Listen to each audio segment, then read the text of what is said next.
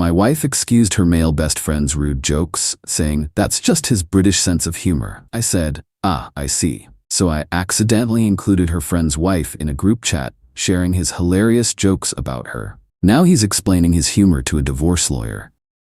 My wife, Clara, has a blind spot. It's shaped exactly like her male best friend, Julian. They've been friends since she did a semester abroad in London a decade ago, and in her eyes, Julian can do no wrong. To me, he's always been about as pleasant as a pebble in your shoe. He's arrogant, condescending, and possesses a brand of humor that isn't just unfunny, but actively corrosive. He specializes in what I call drive-by insults. He'll make a cutting remark about someone's appearance, their job, or their spouse, and then immediately laugh it off as a joke.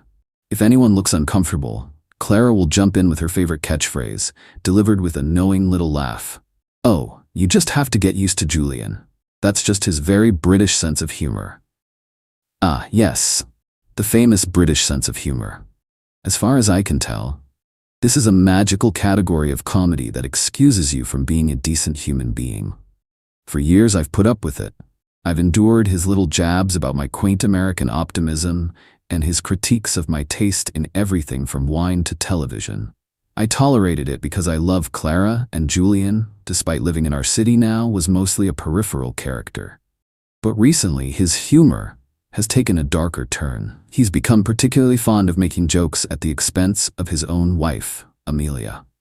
Amelia is a genuinely sweet person, a quiet, kind woman who seems totally devoted to him. She is also, conveniently, never around when Julian decides to perform his stand-up routine for me and Clara.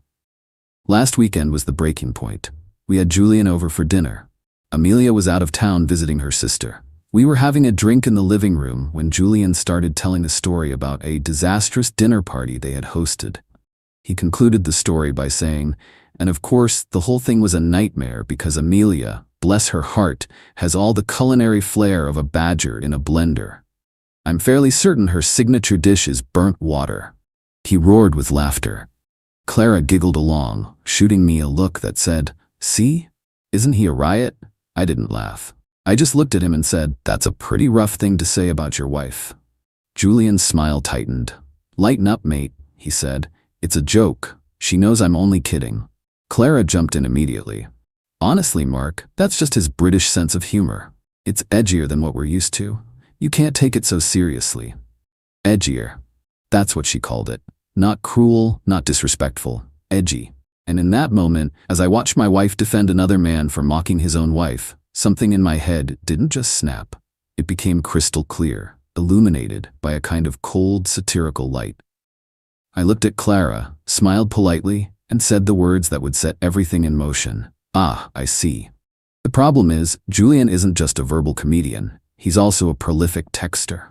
For the last year, he's had a group chat with me and Clara, where he occasionally shares his hilarious thoughts. Most of it is boring, but sprinkled throughout are these little nuggets of pure nastiness, usually aimed at Amelia. I never deleted the chat. I don't know why. Maybe on some level, I knew I was collecting evidence. After he left that night, I scrolled through the chat history. It was a goldmine of edgy British humor. There was one from last month. "Good Lord, Amelia is trying on dresses for the Henderson wedding. She's asking for my opinion. It's like asking which suitcase you'd prefer to take on holiday. Both are bulky and difficult to manage." And another from a few months back. "Spent the afternoon with Amelia's parents. I now understand her personality so much better. It's a cry for help, translated through beige wallpaper and boiled vegetables." My personal favorite was a photo he sent of a ridiculously expensive sports car with the caption, "My midlife crisis is going to be epic. Amelia's will probably be a subscription to a new brand of tea. We are not the same." Reading them all together, it wasn't edgy humor. It was a pattern of profound disrespect. And Clara had seen every single one of these messages and had never once said a thing. A plan began to form in my mind. It was simple, elegant, and best of all, it could be framed as a complete and total accident. I couldn't just forward these texts to Amelia. That would be too direct, too confrontational. No, the delivery had to have plausible deniability. I needed to let Julian's own words, his own brilliant humor, do the work for me. The perfect opportunity was right around the corner. Clara's birthday is next month. I decided I would create a new group chat to plan a surprise party for her. This would give me the perfect excuse to add a few of our mutual friends. It would also give me the perfect excuse to accidentally add the wrong person. You see, we have a friend named Amy, and then there is Julian's wife, Amelia. Their names look awfully similar in a contact list, don't they? So I created a new group chat. I named it Clara's Surprise B-Day Bash. I added our friends Dave and Sarah. I added Clara's sister. And then I scrolled through my contacts and, with surgical precision, I added Amelia, not Amy. I let the chat sit for an hour with just a few preliminary messages about potential dates.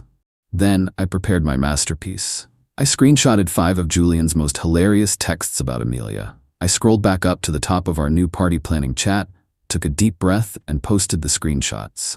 I followed it up with a message, typed out to look like I was speaking only to our inner circle. I wrote, "Hey guys, speaking of laughs for Clara's birthday, I was just scrolling through my old chats with Julian.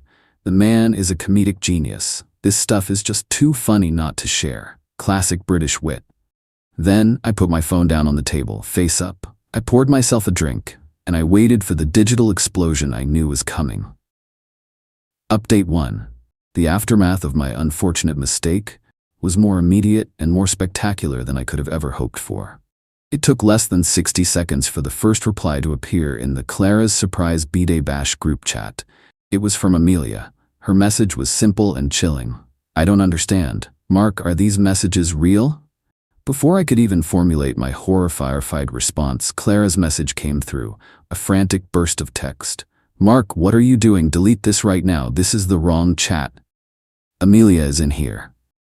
The all caps really sold the panic. It was beautiful. It was time for my performance. I quickly typed back, "Oh my God.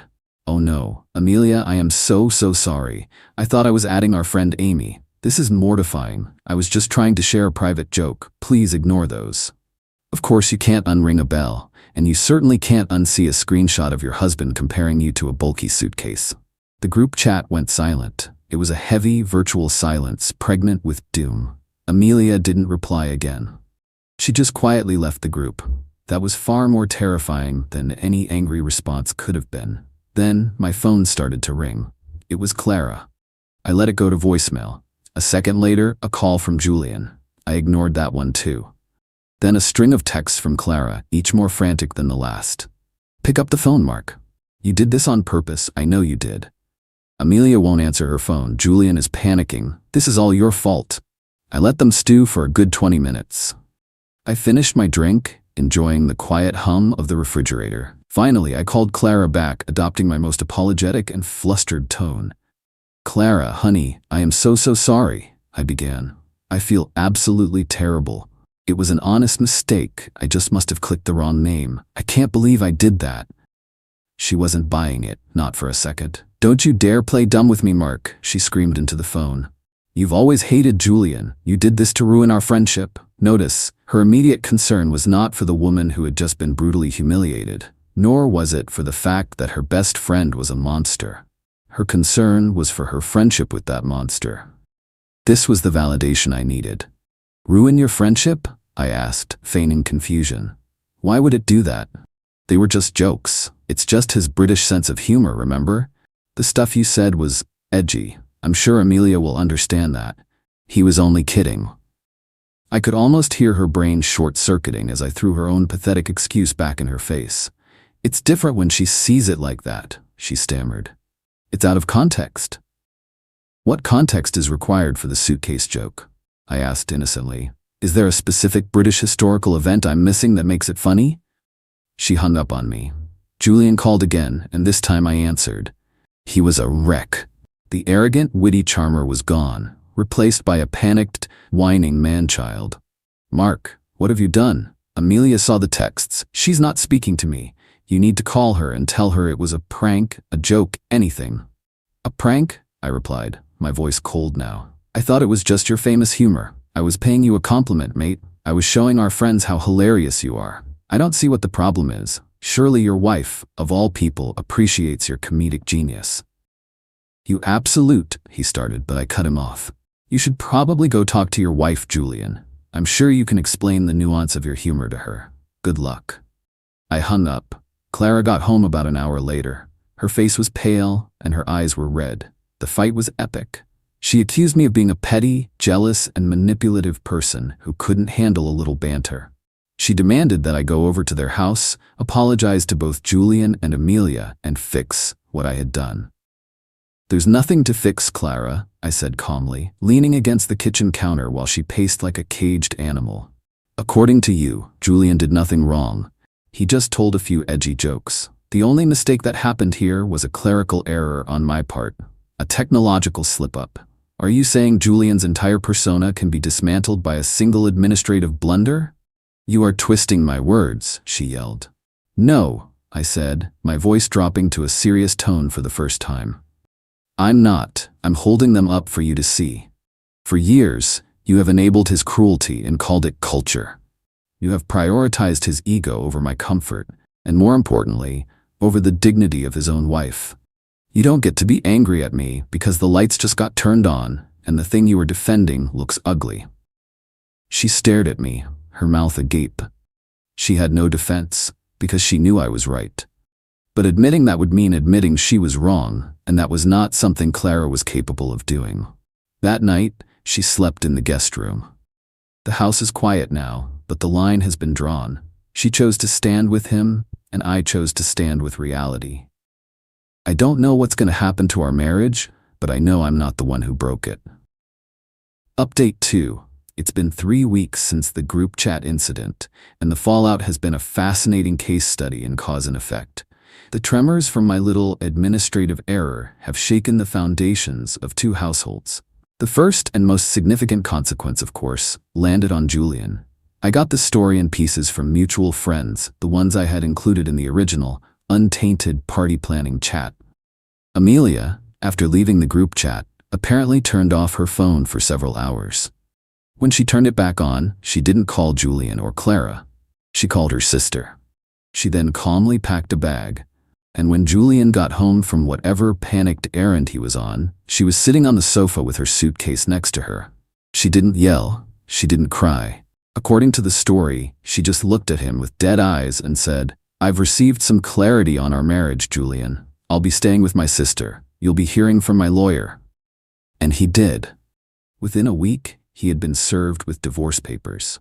Amelia, the quiet, sweet woman he thought he could mock without consequence, had downloaded the group chat history. The screenshots I had accidentally posted were now Exhibit A in a formal legal proceeding. His edgy British humor was being itemized and analyzed by people who bill by the hour.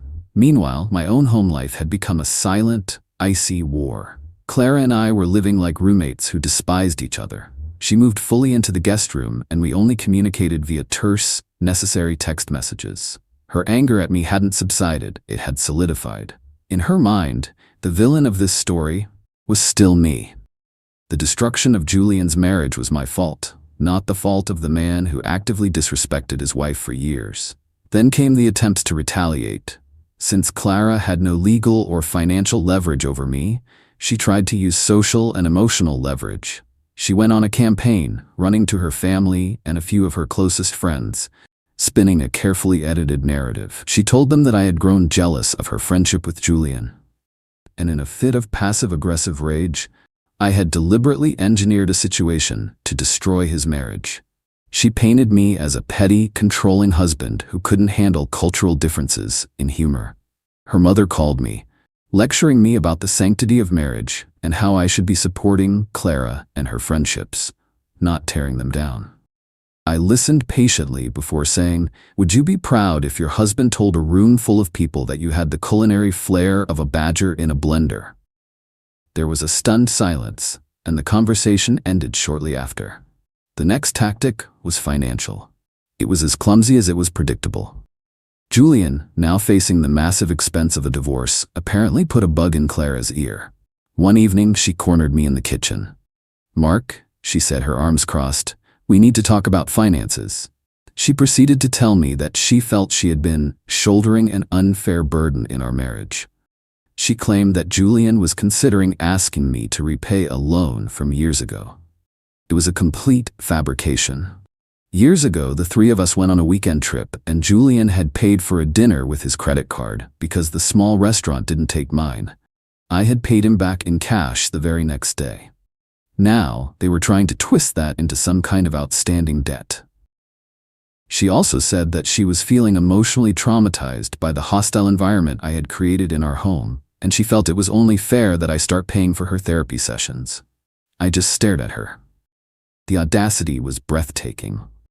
They were trying to make me pay for the consequences of their own actions. "No," I said simply. "No? What do you mean no?" she sputtered. "I mean no," I repeated calmly. "There is no loan, Julian knows it, and you know it. And I will not be paying for your therapy, Clara. You are not traumatized by me. You are traumatized by the fact that your worldview, where your friend's bad behavior has no consequences, has been shattered. That's a you problem." I then delivered the final blow. "However, since you've brought up the topic of finances and the state of our marriage, perhaps you're right. It is time we talked about them. I've been thinking a lot this past week. I suggest we each contact our own lawyers and discuss our assets. I think that's the most logical next step, don't you?" The color drained from her face. She knew, as well as I did, that I was the primary earner and that our house and the majority of our investments were assets I held prior to our marriage. Bringing lawyers into our equation would be financially devastating, but not for me. She backed down immediately, stammering that maybe she was being too emotional. But the line had been crossed. She had colluded with her friend to try and extort money from me. She had made her final choice, and I knew what I had to do. Final update.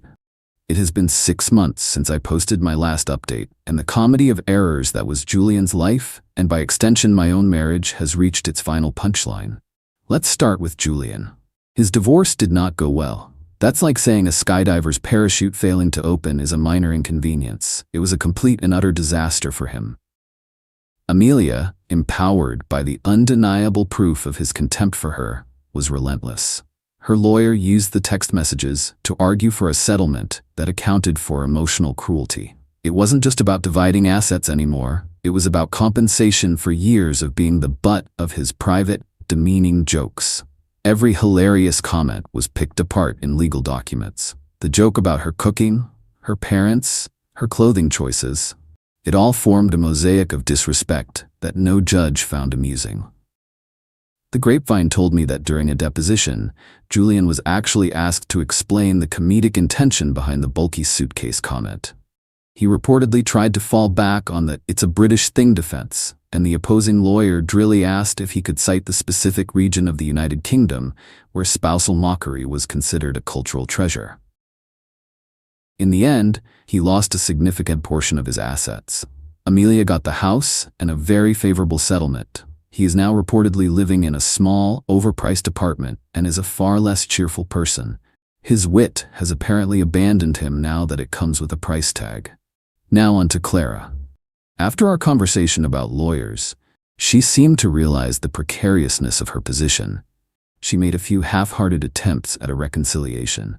She would leave articles on the counter about love languages or suggest we go to marriage counseling. But she never once offered a genuine apology. She never once admitted that what Julian did was wrong or that her defense of him was a betrayal of me. Her attempts at fixing things were all about restoring her own comfort, not about rebuilding our trust. It was too little, too late. I had seen who she was. I couldn't live with a person whose moral compass was so fundamentally broken that she would side with a cruel friend over her own husband. I couldn't respect a person who only started to reconsider her position when she realized it might cost her money. So I followed through on my own suggestion. I hired a lawyer and I filed for divorce. The process was remarkably clean and swift. Our prenuptial agreement, which I had insisted on years ago, held up perfectly. Our assets were divided exactly as stipulated. She was not entitled to my premarital assets, which included the house. She left with the money she came into the marriage with, plus a small portion of our shared savings. She was shocked, apparently believing that the prenup was just a formality that wouldn't hold up. She was wrong. She had to move out of the house and find her own place. Her friendship with Julian is, by all accounts, strained. It's hard to maintain a chummy friendship when you're both staring into the financial and personal abyss you dug for each other. She lost her husband, her comfortable lifestyle, and her hilarious best friend was now just a bitter, divorced man. All because she couldn't bring herself to say, "Hey, that's not funny, you should respect your wife." I am now officially divorced. The house is quiet, but it's a peaceful quiet. It's my quiet. I've reconnected with friends who I had drifted away from, friends who found Julian as tiresome as I did. I feel lighter. The funniest part of this whole ordeal is thinking about the phrase, British sense of humor. It was the magic wand Clara waved to make all the ugliness disappear. But the thing about magic is, it's not real. What's real is consequences. I didn't seek revenge in a fit of anger. I just took the excuse she gave me, took the jokes he told, and held them up to the light. It turns out they weren't funny at all, and the look on Julian's face when he realized his humor was about to be explained to a divorce lawyer? Now that, my friends, was a punchline.